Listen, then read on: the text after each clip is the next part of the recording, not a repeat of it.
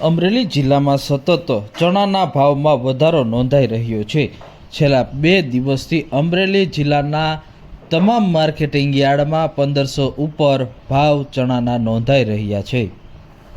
હાલ ચણાની બજાર એકાએક ઉંચકાતા ખેડૂતોમાં ખુશીનો માહોલ જોવા મળી રહ્યો છે। આજે સાવરકુંડલા માર્કેટિંગ યાર્ડમાં ચણાનો ભાવ 1076 રૂપિયાથી 1532 રૂપિયા સુધી નોંધાયો હતો। માર્કેટિંગ યાર્ડમાં આજે ચણાની 150 મણની આવક નોંધાઈ હતી। અમરેલી જિલ્લામાં પાક સંગ્રહ કરવા માટે મોટાભાગના ખેડૂતો પોતાના ખેતીવાડી વિસ્તારની અંદર સ્ટોરેજ તૈયાર કરેલા છે। જ્યારે પાક સંપૂર્ણ પરિપક્વ થયો હોય અને ભાવ સારા માર્કેટ યાર્ડમાં ન હોય તો મોટાભાગના ખેડૂતો પાક સંગ્રહ કરતા હોય છે અને સારા ભાવ મળે ત્યારે ખેડૂતો વેચાણ કરતા હોય છે। ત્યારે હાલ ચણાના ભાવ કપાસના ભાવ સુધી પહોંચી રહ્યા છે, જેથી હાલ ખેડૂતોમાં ખુશીનો માહોલ છે। સંગ્રહ કરવામાં આવેલા ચણાનું હાલ વેચાણ કરી રહ્યા છે।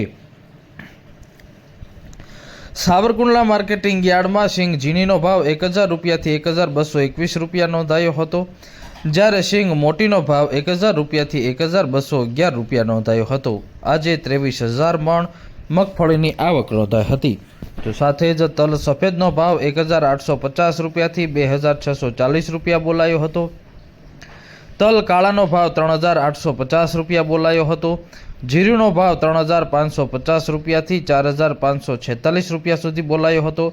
કપાસનો ભાવ આજે 1460 રૂપિયાથી 1580 રૂપિયા સુધી બોલાયો હતો। આજે કપાસના ભાવમાં 15 રૂપિયાનો વધારો નોંધાયો છે, જ્યારે ગઈકાલ કરતાં આજે મગફળીના ભાવમાં 10 રૂપિયાનો વધારો નોંધાયો છે। તો સાથે જ ઘઉં લોકવન અને ઘઉં ટુકડાની પણ હરાજી કરવામાં આવી હતી। ઘઉં લોકવનનો ભાવ 600 રૂપિયાથી 635 રૂપિયા બોલાયો હતો। ઘઉં ટુકડાનો ભાવ 618 રૂપિયાથી 660 રૂપિયા સુધી બોલાયો હતો। બાજરાનો ભાવ 380 રૂપિયાથી 450 રૂપિયા સુધી બોલાયો હતો, જ્યારે અડદનો ભાવ 1021 રૂપિયાથી 1391 રૂપિયા સુધી બોલાયો હતો।